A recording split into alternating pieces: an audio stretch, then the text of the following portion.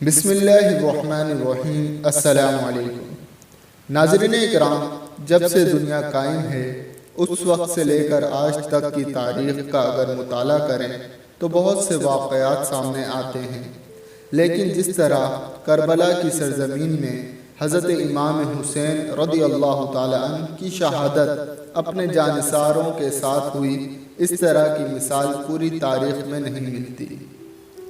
آپ رضی اللہ تعالی عنہ کی ولادت سے لے کر شہادت تک کے واقعات کو سن کر انسانی عقل دنگ رہ جاتی ہے۔ آپ کے بچپن کے واقعات بھی بہت پیارے ہیں۔ آپ رضی اللہ تعالی عنہ کے فضائل میں بہت سی حدیثیں بھی موجود ہیں۔ نبی کریم صلی اللہ علیہ وسلم کا فرمان ہے کہ بے شک اللہ نے ہر نبی کی اولاد ان کے پشت سے پیدا کی، اور بے شک اللہ تعالیٰ نے میری اولاد علی ابن طالب کے پشت سے پیدا فرمائی۔ سیدہ فاطمہ زہرا رضی اللہ تعالیٰ عنہ کی اولاد حضور علیہ السلام کی اولاد اور فرزند کہلاتی ہے۔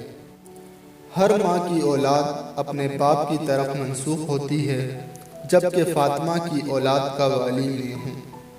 حضرت امام حسین رضی اللہ تعالیٰ عنہ حضور اکرم صلی اللہ علیہ وسلم کے چھوٹے نواسے اور حضرت علی کرم اللہ وجہہ الکریم اور سیدہ فاطمہ الزہرا کے چھوٹے بیٹے ہیں، اور حضرت امام حسن رضی اللہ تعالی عنہ کے چھوٹے بھائی ہیں۔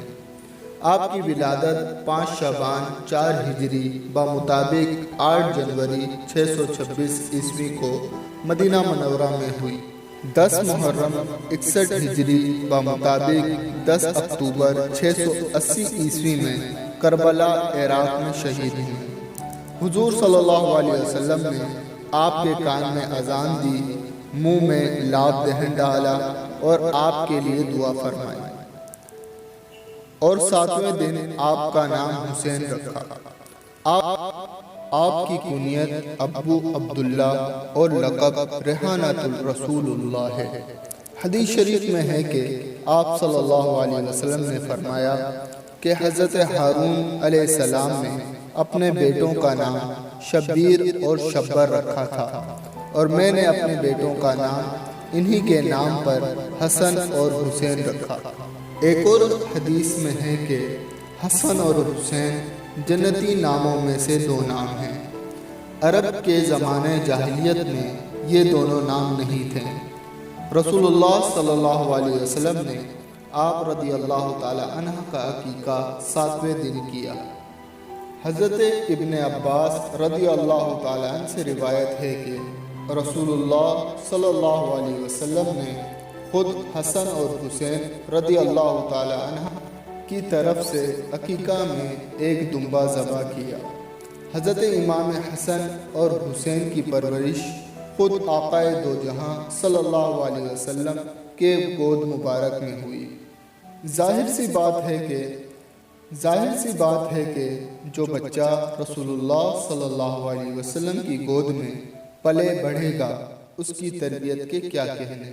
ایک طرف ہادی دو جہاں صلی اللہ علیہ وسلم، دوسری طرف امیر المومنین حضرت علی کرم اللہ وجہہ الکریم اور خاتون جنت حضرت سیدہ فاطمہ رضی اللہ تعالی عنہ، اس پاک اور نورانی ماحول میں سیدنا حسین رضی اللہ تعالی عنہ کی پرورش ہوئی۔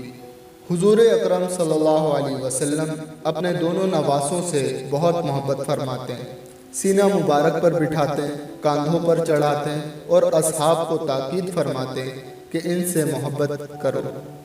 رحمت عالم صلی اللہ علیہ وسلم امام حسین اور امام حسن سے بہت زیادہ محبت فرماتے تھے، اور رحمت عالم صلی اللہ علیہ وسلم نے امام حسین کی پرورش خود فرمائی تھی۔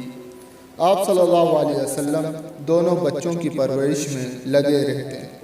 آپ صلی اللہ علیہ وسلم کے گہوارے میں دونوں پروان چڑھے تھے۔ ایک طرف ہادی دو جہاں صلی اللہ علیہ وسلم، دوسری طرف امیر المومنین حضرت علی کرم اللہ وجہہ الکریم اور خاتون جنت حضرت سیدہ فاطمہ رضی اللہ تعالی عنہ، اس پاک اور نورانی ماحول میں سیدنا حسین رضی اللہ تعالی عنہ کی پرورش ہوئی۔